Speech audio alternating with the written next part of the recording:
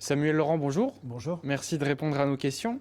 D'abord, un petit mot sur l'arrivée d'Aldo Kalulu aujourd'hui. Une nouvelle signature Ouais. pour le club. Première recrue en attaque, on a envie de dire enfin.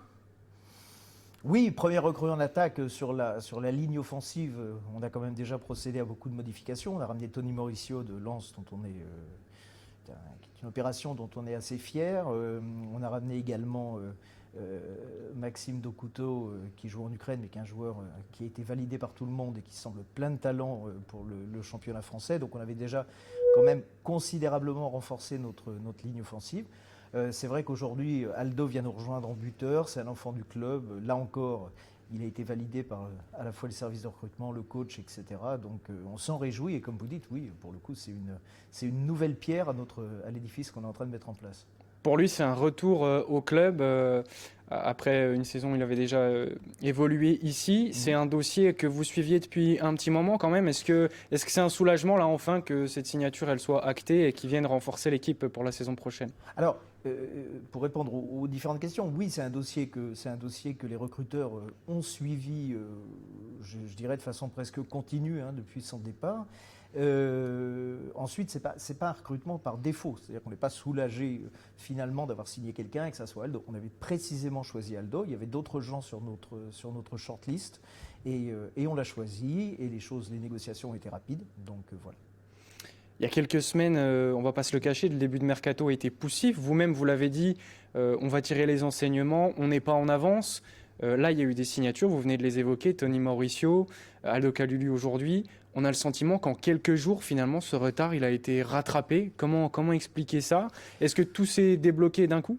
Je ne suis pas, et je suis pas connu pour ne pas dire ce que je pense, je suis pas très satisfait du recrutement, de la cellule recrutement et de la manière dont elle a travaillé, parce que Omar Daf et moi-même, quand on s'est retrouvés quelque part confrontés à la liste des noms qu'on avait à disposition, voilà, c'était assez compliqué, assez épars, assez flou. Donc c'est pour ça qu'à l'époque, oui, en effet, on avait des leçons à tirer. Mais d'un autre côté, on ne pouvait pas attendre, on pouvait pas attendre un an pour tirer les leçons et recommencer un mercato. Donc on a été vite, on s'est adapté et rapidement, on a trouvé les profils adéquats et puis on a négocié également très vite. Est-ce qu'aujourd'hui, vous mesurez l'attente des supporters par rapport à ce mercato? Parce qu'il y a eu des départs en fin de saison qui étaient attendus. Brian Soumaré, Chris Bedia, d'autres qui l'étaient moins. Je pense à Salem Mbakata, Brian Lasme très récemment. Il y a une vraie attente, il y avait une vraie attente autour de ce mercato de la part des supporters légitimes. Est-ce que vous la mesurez? Est-ce que vous avez le sentiment d'y répondre avec ces recrues? Ah bah écoutez, on la mesure très clairement parce que notre objectif avec les supporters, c'est le même. Euh, je vous l'ai dit, je le dis, on veut remonter en Ligue 1, on veut retrouver la Ligue 1 rapidement. Maintenant, on espère que ce mercato, avec des gens comme, je le répète, Maxime Dokuto, Tony Mauricio, Aldo Kalulu, et on l'espère d'autres qui vont venir, on mesure cette attente et on est en phase avec cette attente. Maintenant, il ne faut pas oublier que c'est un recrutement à la fois audacieux, mais en même temps réaliste. Parce qu'il y a le Covid, il y a le Brexit, il y a les droits télé.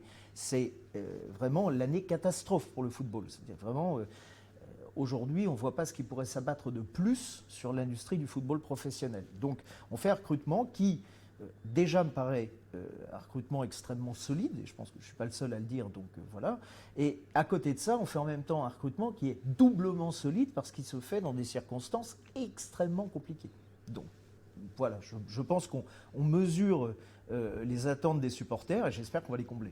Vous parliez de ces difficultés au départ, vous parliez aussi du travail que vous faites pour recruter les joueurs. On sait que Philippe Raschke avait refusé de diriger cette cellule recrutement. Aujourd'hui, comment ça se passe pour recruter un joueur au FC Sochaux-Montbéliard? Qui prend les décisions? Est-ce que le staff a son mot à dire? Clairement, c'est un peu, voilà, c'est une situation un peu floue autour de ça. Est-ce qu'on peut l'éclaircir? Alors, je pense qu'au contraire, elle n'est pas floue, elle est empreinte, à mon sens, d'une grande clarté et d'une grande logique. Celui qui va prendre les coups, pour être tout à fait franc, quand les matchs vont mal, quand la saison va mal, c'est le coach. Le désaccord pour lever finalement le voile sur cet épisode avec Philippe Raschke, c'est que j'insistais pour que le recrutement se fasse de manière collégiale entre Philippe Raschke, entre Omar Daf, et qu'Omar Daf, qui quand même est le premier concerné, ait finalement le dernier mot, parce que c'est lui qui décide ou pas quel joueur il va mettre sur le terrain. Voilà. Je pense que Philippe Raschke, qui a d'autres qualités certainement, mais avait une vision peut-être un peu plus rigide de la chose, dans laquelle voilà, il posait des noms qui devaient être adoubés ou adoptés par consensus. Moi je pense qu'au final, c'est Omar qui doit décider. Donc j'ai laissé quelque part Omar trancher, parce que j'ai confiance en Omar, on l'a renouvelé. Aujourd'hui je crois en lui, donc c'est véritablement quelqu'un sur qui je m'appuie, et c'est logique. Donc je pense qu'il est totalement légitime qu'il puisse quelque part choisir les éléments, les joueurs qui vont mettre sur le terrain. Voilà. Je reviens sur cette recrue Aldo Kalulu aujourd'hui. On parlait beaucoup des joueurs offensifs, ça a été le grand débat. Il y a aussi Yann Kitala qui revient. On peut légitimement considérer que c'est un peu une recrue après la saison qu'il a passée après sa blessure. Est-ce que vous êtes satisfait de ce secteur offensif aujourd'hui? Est-ce qu'il faut s'attendre peut-être encore à d'autres arrivées? Aujourd'hui, on en est où dans le mercato du FC Sochaux? On peut peaufiner, mais je veux dire, aujourd'hui, je suis très satisfait du groupe offensif. Mais en effet, on peut peaufiner. On ne ferme pas la porte. Simplement, il faut savoir que voilà. Après, les finances non plus sont pas inextensibles. Donc maintenant, on cherche, on peut rester ouvert pour un attaquant, pour un buteur, vraiment, mais que ça soit un buteur, voilà, à un prix raisonnable. Quand vous avez des clubs qui nous demandent 2-3 millions de transferts, etc., pour des gens qui sont certains, et je ne l'invente pas, qui restent avec un salaire de 80 000 euros chez nous, voilà, là, je pense qu'il faut quand même raison garder. Donc, on va voir comment se développe ce mercato. Moi, je continue à dire qu'il va y avoir une déflation des prix due à toutes les crises qu'on vient d'évoquer, les droits TV, le Brexit, le Covid, etc.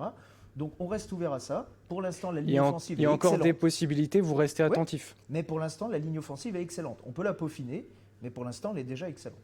Vous parliez des finances, des clubs qui réclament aussi beaucoup d'argent pour certains joueurs. J'ai envie de vous parler d'un joueur dont on avait déjà parlé il y a quelques mois, qui est encore là aujourd'hui, c'est Alan Virginus. Sa situation, quelle est-elle aujourd'hui? Il est pleinement au FC Sochaux. Est-ce que s'il y a des propositions, il peut encore être amené à partir?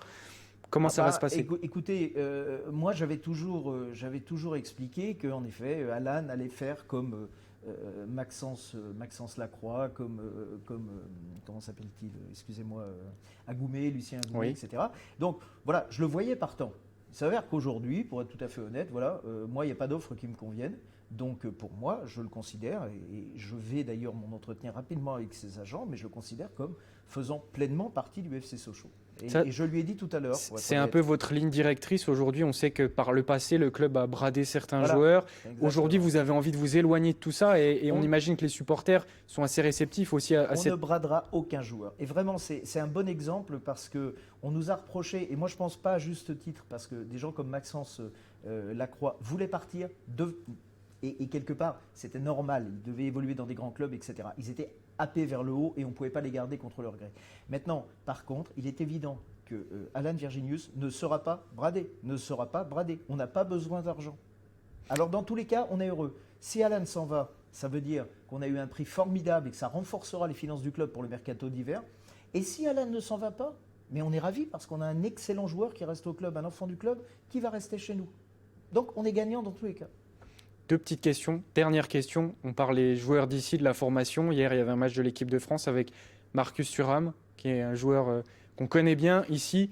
Ça aussi, c'est la fierté du club de voir dans les plus grandes compétitions des joueurs formés ici, qu'on a vendus, qui se sont développés ailleurs et qui finissent en équipe de France dans les plus grandes compétitions. On y pense quand même. Mais c'est l'ADN du club, la formation. Maintenant, je dirais que bien sûr, c'est une fierté, mais c'est en même temps une frustration, parce que quelque part, si on était en Ligue 1, si on se battait contre les grandes équipes, on aurait beaucoup plus de facilité à garder ces jeunes. Ce serait beaucoup plus facile de convaincre un Maxence Lacroix, par exemple, qui est parti, de rester chez nous. Parce qu'en effet, il aurait pu jouer des compétitions plus à son niveau. Donc, quelque part, oui, il y a de la fierté, mais en même temps, il y a la frustration d'être toujours un club de Ligue 2 qui n'arrive pas vraiment toujours à retenir ses meilleurs talents. C'est pour ça que, je le répète, notre objectif, c'est la Ligue 1 au plus vite. Ceci étant dit, le match d'hier soir, puisque vous en parlez, l'a prouvé. Le foot, ce n'est pas une science exacte. Je ne peux pas vous dire qu'à la fin de l'année, on sera en Ligue 1. On fait tout pour que ça aille vite. Et justement, la dernière question par rapport à ça, essentielle pour rester en Ligue 2, pour monter en Ligue 1, c'est le gendarme financier du foot français. Il y avait un passage aujourd'hui devant la DNCG. Pour l'instant, pas de compte-rendu, pas de verdict donné, mais est-ce qu'on peut dire comment ça s'est passé Oh, mais écoutez, moi je ne me permettrai pas de parler au nom des auditeurs. Je ne suis pas auditeur, je ne suis pas expert comptable, etc. Mais ceci étant dit, les chiffres qu'on leur a fournis sont extrêmement cohérents, extrêmement... Encore une fois, je ne parle pas en leur nom, mais il me semble très satisfaisant. Donc on est tout à fait serein, même si plutôt encore confiant. une fois, on attendra leur réponse pour officialiser ça. Dès qu'on a un communiqué, dès qu'on a une réponse de la DNCG, on la communiquera. Mais voilà, c'était pas un exercice stressant. Eh bien, merci beaucoup Samuel Laurent. Merci à vous.